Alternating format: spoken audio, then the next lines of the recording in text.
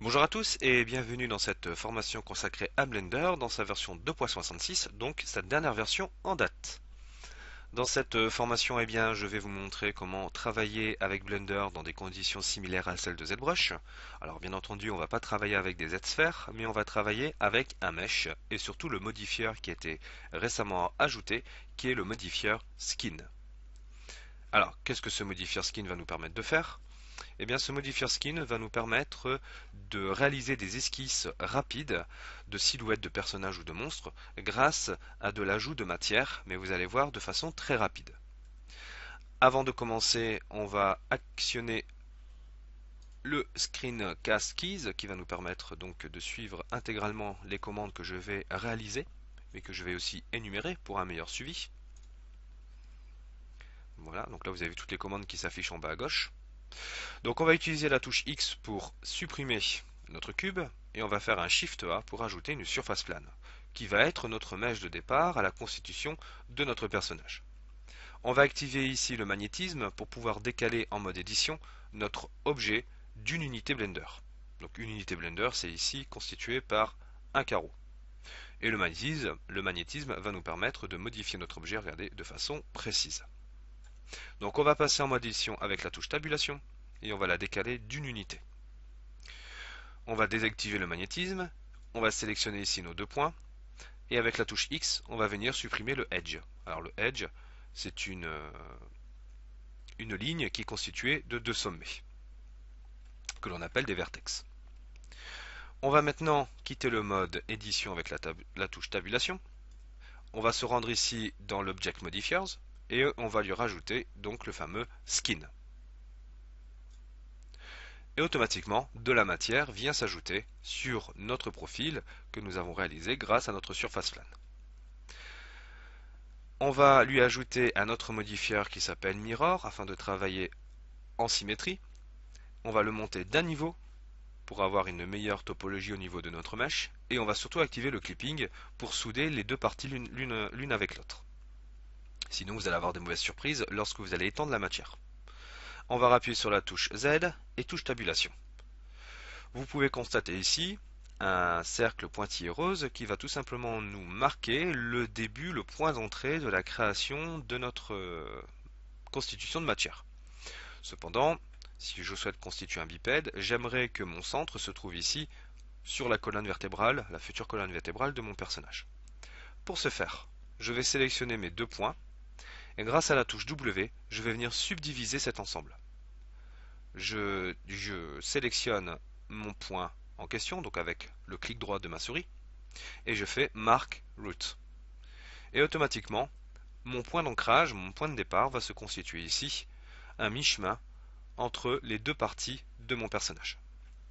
Maintenant, je n'ai plus qu'à modifier l'emplacement de mes différents éléments, et donc le mirror va nous permettre de gagner du temps dans la constitution de notre objet. Avec la touche E, je vais étendre de la matière.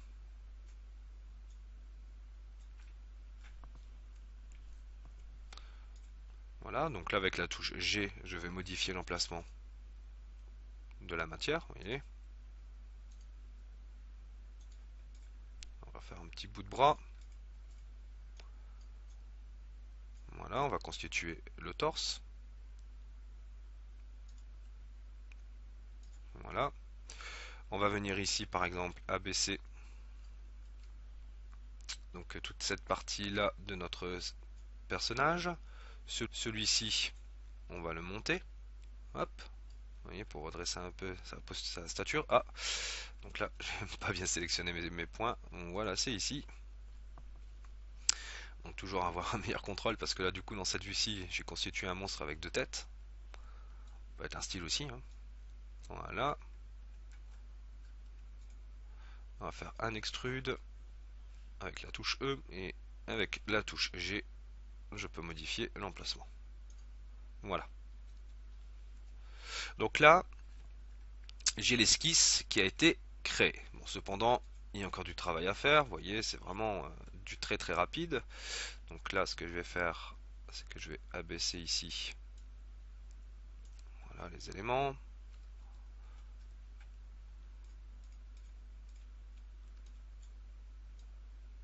Voilà. Et puis après, par exemple, en vue de dessus, vous créez une rotation comme ça sur l'axe des Z pour avoir une orientation beaucoup plus naturelle de la posture de notre future création. Donc vous avez vu, automatiquement, quand on fait de l'extrusion, on ajoute de la matière, ce qui va nous permettre d'avoir une esquisse rapide d'une silhouette de personnage. Cependant, on peut encore améliorer l'aspect. On va utiliser ce qu'on appelle le Self Division Surface qui va venir en fait lisser l'ensemble. Maintenant, pour pouvoir donc modifier l'aspect de votre silhouette, vous avez la possibilité encore de subdiviser donc les parties souhaitées, vous voyez, pour affiner notre personnage. Et vous avez aussi la possibilité, grâce à un CTRL A, de modifier certaines proportions. Voilà, vous voyez, de gonfler la proportion de vos silhouettes. Alors attention aussi à pas trop en rajouter, parce que sinon vous allez avoir voilà, des mauvaises surprises dans la topologie, et donc il va falloir retravailler ça. Alors regardez ici, on a des éléments qui disparaissent lorsque l'on bouge nos mèches, parce que là on a une topologie qui n'est pas super.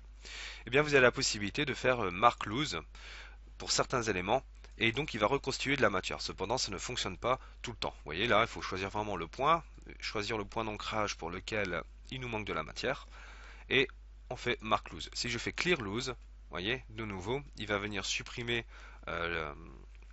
la matière qu'il a ajoutée. Donc le mark loose va nous permettre d'ajouter très rapidement de la matière à notre personnage. Donc là, on va continuer par le CTRL A. Voilà, là pareil. Voilà, qui va venir représenter ici, mettons la tête de notre bestiole. Ici, je peux faire la même chose, CTRL A, pour venir ici agrandir la partie arrière de notre monstre, vous voyez, et automatiquement j'ai la silhouette qui se constitue. Alors bien entendu, je ne peux pas travailler dans ces conditions, c'est-à-dire rajouter constamment du volume avec la touche CTRL A. Il va falloir qu'on utilise ce qu'on appelle le Sculpt Mode. Cependant, le Sculpt Mode n'est pas du tout le sujet de cette formation actuellement. Je vous montrerai tout ça un petit peu plus tard. Mais je vous montre tout simplement que grâce au Skin Modifier, vous avez la possibilité de créer très rapidement la silhouette d'un personnage ou d'un monstre que l'on peut venir sculpter. Je vais vous montrer un des résultats suite au sculpt grâce à notre modifier skin, et on fera une formation par la suite qui va nous permettre de modéliser un autre type de personnage, un autre type de monstre de ce genre. Mais vous voyez que grâce au skin modifier et à la partie sculpture de Blender, on peut réaliser vraiment des choses très sympathiques. Donc voilà, ça c'était l'esquisse de départ qui a permis de réaliser le monstre que vous avez pu voir tout à l'heure. Et donc du coup, j'ai utilisé exactement la même méthode de topologie que précédemment avec le fameux Skin Modifier. C'est ainsi que se termine cette formation sur le nouveau modifier de la version 2.66 de Blender, et je vous dis donc à très bientôt pour de futures formations sur Blender.